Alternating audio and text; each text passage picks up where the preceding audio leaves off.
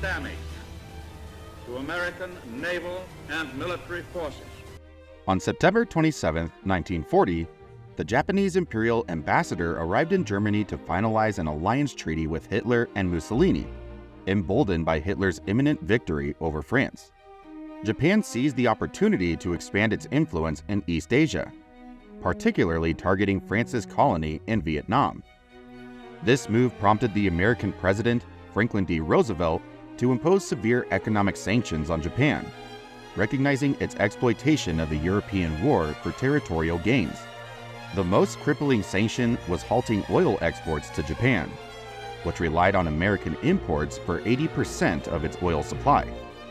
Faced with this dilemma, Japan had two choices: retreat from occupied territories or confront the United States. In response, the American president escalated tensions by deploying the entire Pacific Fleet to Pearl Harbor, Hawaii, positioning a formidable naval force dangerously close to Japan. Feeling threatened, Japanese military leaders plotted to annihilate the American fleet, despite the daunting challenge.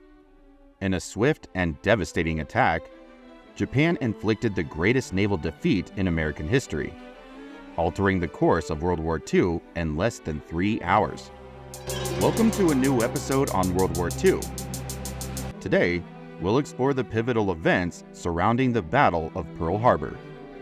In 1929, the global economy plunged into a severe downturn, triggering widespread economic crises across many nations, including Japan.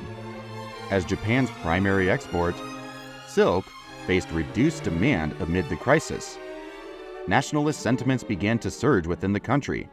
Among these movements was the rise of right-wing nationalism, initially outside the control of the Japanese army, but later gaining influence within the government. Leading this nationalist movement was General Tojo, a descendant of a renowned samurai lineage. Tojo envisioned transforming Japan into a prosperous and influential nation by seizing control of Western colonies in East Asia, including Indonesia under Dutch rule, Vietnam under French control, Singapore under British dominion, and the Philippines under American authority. Tojo argued that these Asian colonies, rich in natural resources, should be governed by Asians themselves, especially as Japan lacked significant natural resources like oil and coal. In 1931, Japanese forces successfully seized control of the Chinese province of Manchuria, known for its abundant coal and iron reserves. This expansion alarmed Western powers, who viewed it as a threat to their interests in East Asia.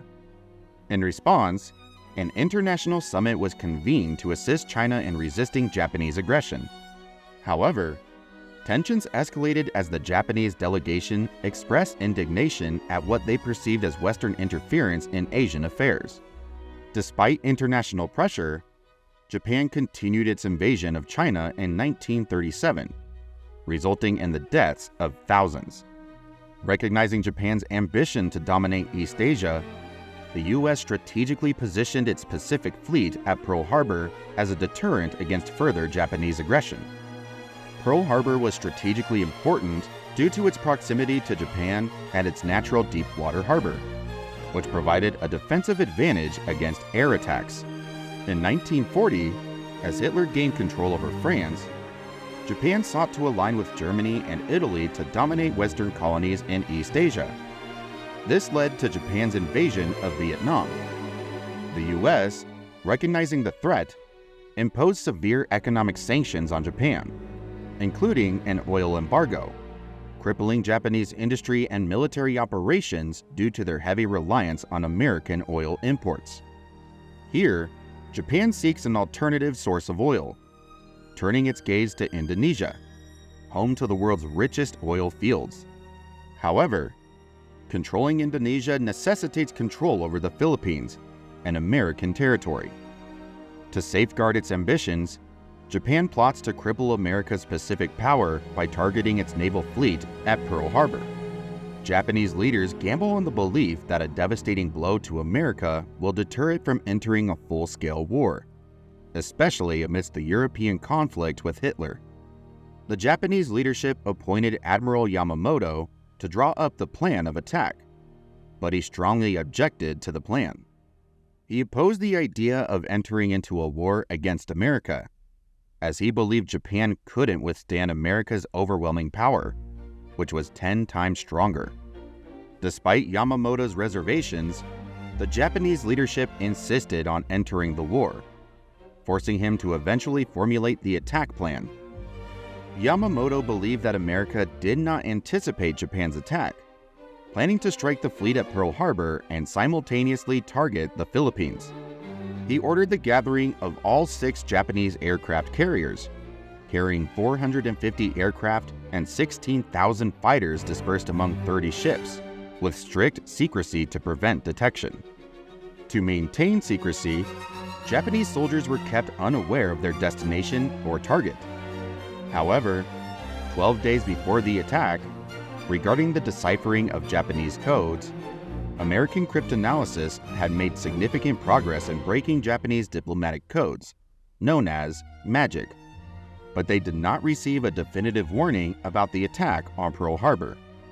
While there were general warnings of heightened tensions and the possibility of Japanese aggression, the specific target and timing were not known.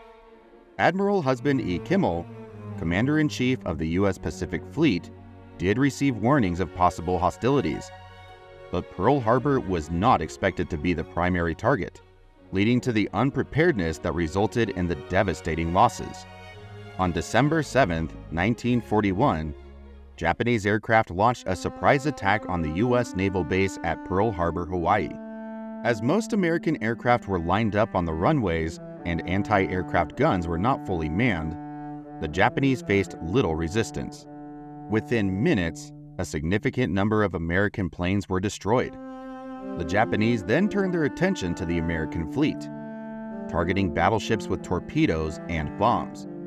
The first shot of the conflict was actually fired by an American destroyer, the USS Ward, which sank a Japanese midget submarine attempting to infiltrate the harbor hours before the aerial attack.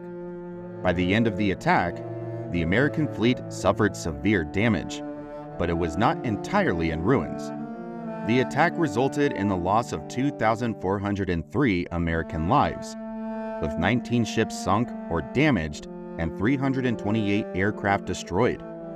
Following the attack, Japan quickly moved to secure territories in East Asia, including Thailand, Malaysia, the Philippines, and Indonesia. However, the initial success was short-lived as the United States declared war on Japan the following day. Admiral Isoroku Yamamoto, who planned the attack, is reported to have had reservations, allegedly stating that he feared they had awakened a sleeping giant. Despite his initial hopes for a quick victory, Yamamoto's strategy did not account for the American aircraft carriers that were not present at Pearl Harbor during the attack. This event marked a critical turning point in World War II, signaling the end of battleship dominance and ushering in the era of naval aviation.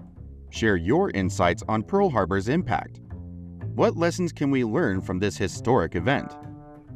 Join the conversation in the comments below and help shape our understanding of history.